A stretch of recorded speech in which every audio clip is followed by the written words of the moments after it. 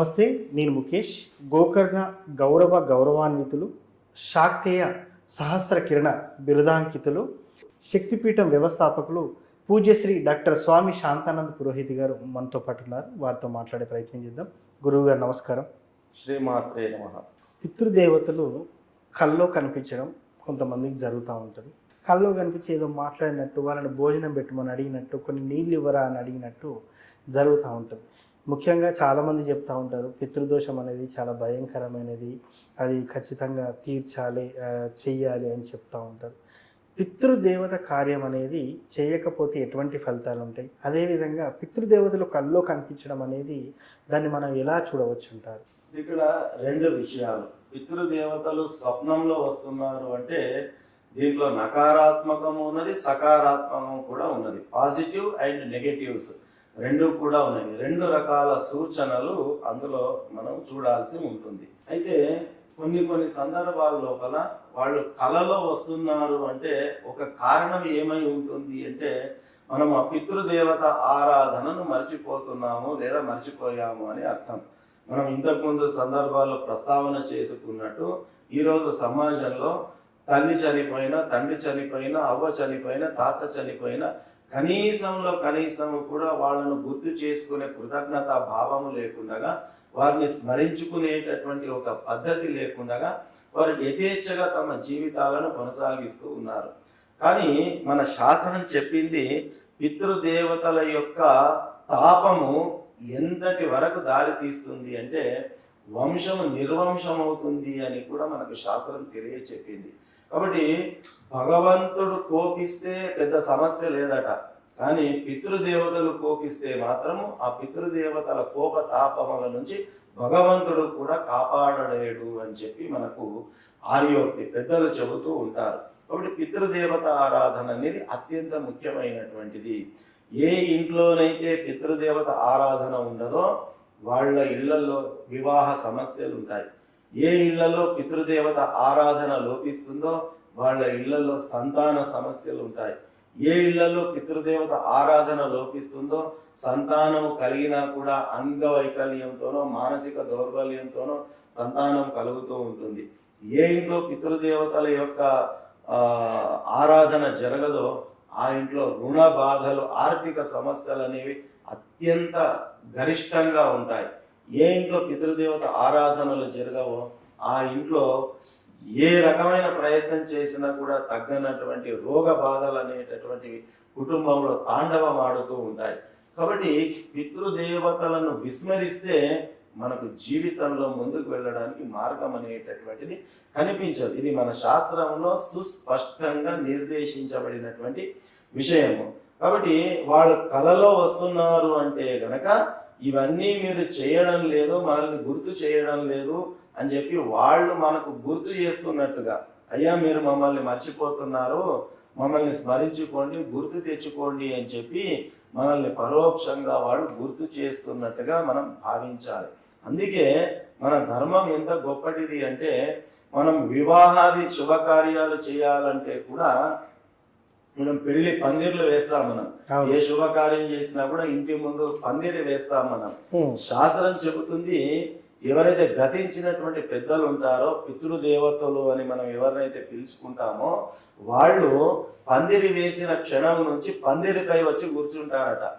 ఈ ఇంట్లో శుభకార్యం జరుగుతూ ఉన్నది, మా వాడు నన్ను స్మరిస్తాడా లేదా, నన్ను నెమరు వేసుకుంటాడా లేదా, నన్ను గుర్తు చేసుకుంటాడా లేదా, నా పేరిట ఏమైనా పూజలు చేస్తాడా లేదా, నా పేరిట ఏమైనా దాన ధర్మాలు చేస్తాడా లేదా అని చెప్పి ఆ పందిరిపై వచ్చి కూర్చొని ఆరుగాలం ఎదురు చూస్తూ ఉంటారట పితృదేవతలు. అలాంటి సమయంలో గనక ఇంట్లో ఉన్నటువంటి వాడు పితృదేవతల ఆరాధన లేకుండా నాంది శ్రాద్ధము అని చెప్తారు, ఒక ప్రక్రియ ఆ శుభకార్యం లోపల. కాబట్టి ఇలాంటి ప్రక్రియలు ఏమీ లేకుండా శుభకార్యాలు మనం చేసాము అంటే వాళ్ళు రుష్టులు అవుతారట, అంటే వాళ్ళు బాధపడతారట. వాళ్ళు మనస్సులో గనక బాధపడ్డారు అంటే ఆ క్షణమే మన అధోగతికి మార్గం సుగమమైంది అని మనం భావించాలి. కాబట్టి ఏ కార్యం చేసినప్పటికీ కూడా పితృదేవతలను స్మరించుకోవడం, వాళ్ళను పూజించడం, వాళ్ళను గౌరవించడం, కనీసం వారి పేరిట ఏవైనా అన్నదానాలు చేయడం, లేదా బడుగు బలహీనులకు వారి పేరిట వస్త్రాలు సమర్పించడం, చేతనైనంత మనకు భగవంతుడిచ్చిన యోగ్యతను అనుసరించి మనం పితృదేవతల ఆరాధన అనేటటువంటిది చేయాలి. సంవత్సరంలో ఒక్కసారి వాళ్ళను వాళ్ళు ఏదైతే గతించినటువంటి తిథి ఉంటుందో ఆ రోజు వాళ్ళ చిత్రపటం పెట్టి వాళ్ళని పూజించి తోచిన ఒకరికో ఇద్దరికో అన్నదానాలు, వస్త్రదానాలు ఇవన్నీ కూడా చేస్తూ ఉండాలి. ఇది శాస్త్రం మనకు పెట్టినటువంటిది. ఇది సనాతన ధర్మంలో ఉన్నటువంటి అతి ముఖ్యమైనటువంటి విషయము. ఎవడైతే దీనిని ఆచరించడో వాడు హిందూ అని చెప్పుకోవడానికి వాడికి యోగ్యత కూడా లేదు. నేను సనాతన ధర్మంలో పుట్టానని చెప్పుకునే యోగ్యతను వాడు కోల్పోతాడు. కాబట్టి పితృదేవతల ఆరాధన సనాతన ధర్మంలో అతి ముఖ్యమైనటువంటి అంశము, ఘట్టము. అంటే ఖచ్చితంగా కొన్ని చాలామంది పుష్కరాలప్పుడు కూడా, ఇప్పుడు పుష్కరాలు కూడా రాబోతున్నాయి గురువుగారు, పుష్కరాలప్పుడు కూడా ఈ పిండ ప్రదానం లాంటిది చేయాలని చెప్తా ఉంటారు. చేయాలంటారా? తప్పకుండా చేయాలి. ఎందుకొరకు అంటే ఇందులో మనము గమనించాల్సింది ఏమిటి అంటే చనిపోయిన సంవత్సరం ఏదైతే ఉంటుందో ఆ సాంవత్సరిక శ్రాద్ధము అని చెప్తారు. ఆ సాంవత్సరిక శ్రాద్ధం అయ్యే వరకు ఈ రకంగా పుష్కరాల్లో కానీ తీర్థక్షేత్రాల్లో కానీ ఈ పిండ శ్రాద్ధ తర్పణాది కార్యక్రమాలని చేయడానికి కుదరదు. కనీసం సంవత్సరం దాటి ఉండాలి. అలాంటి పక్షంలో చేయాలి. సంవత్సరం దాటిన తర్వాత ఖచ్చితంగా ఎప్పుడు ఏ క్షేత్రానికి వెళ్ళినా కూడా దీని క్షేత్ర విధి అని పిలుస్తారు. కాశీకి వెళ్ళినా, గయాకు వెళ్ళినా, నైమిషారణ్యానికి వెళ్ళినా, లేదా ఇప్పుడు మీరు ప్రస్తావించినట్టు పుష్కరాలు వచ్చినప్పుడు కానీ, లేదంటే సంక్రాంతి పర్వదినాలు ఇటువంటి అప్పుడు కానీ ఈ రకంగా పితృదేవత ఆరాధన చేయడము, పితృ తర్పణాలు చేయడము, పిండ ప్రదానాదులు చేయడం, శ్రాద్ధ కర్మలు చేయడం, ఆ రకంగా క్షేత్ర విధిని పాటిస్తూ తప్పకుండా వీటిని ఆచరించాలి. హిందువుగా మన కనీస ధర్మం అది. సో ముఖ్యంగా పితృకార్యాలు కూడా చాలా ముఖ్యమైనవి. దైవిక కార్యాల కంటే కూడా పితృకార్యాలు అనేది ఖచ్చితంగా చేయాలి. అది వంశానికి ఆపాదిస్తుందని చాలామంది చెప్తా ఉంటారు. మనం విన్నున్నాం కూడా. ముఖ్యంగా పితృదేవతల శాపం అనేది అంతటి ఘోర ఫలితాన్ని సూచిస్తుందంటారా గురువు గారు?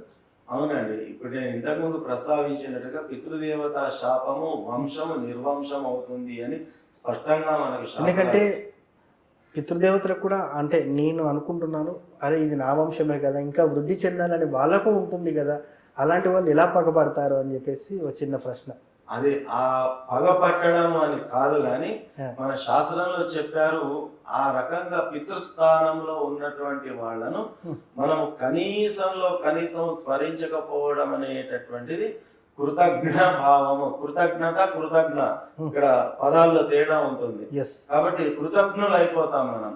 ఆ పెద్ద ఒత్తు ఆ పదం లోపల ఆ రకంగా పితృదేవతలను స్మరించకపోవడం అనేటటువంటిది అది మనం చేసే పొరపాటు. కాబట్టి మనం చేసిన కర్మను మనం అనుభవించాల. వాళ్ళు స్మరించుకుంటే మనల్ని అనుగ్రహం చేస్తారు. స్మరించకపోతే వాళ్ళు మన పైన రుష్టులు అవుతారు. అది సృష్టి నియమం. అది సృష్టి నియమం. వాళ్ళు పగబడతారు. పెద్దవాళ్ళు మన మంచి కోరుకోవాలి కదా, అట్లా శపించడం ఎందుకు అని అంటే అది విద్యుక్త ధర్మం.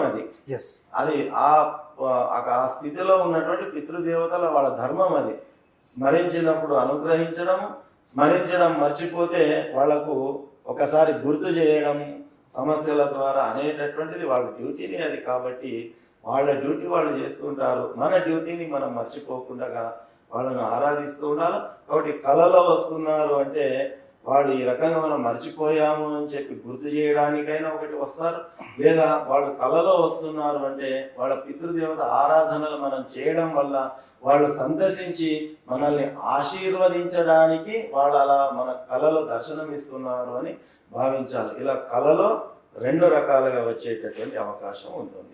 పితృదేవత ఆరాధన ఎంత ముఖ్యమైనదని చెప్పి చాలా చక్కగా చెప్పున్నారు గురువు గారు. ధన్యవాదాలు. శ్రీమాత్రే నమః.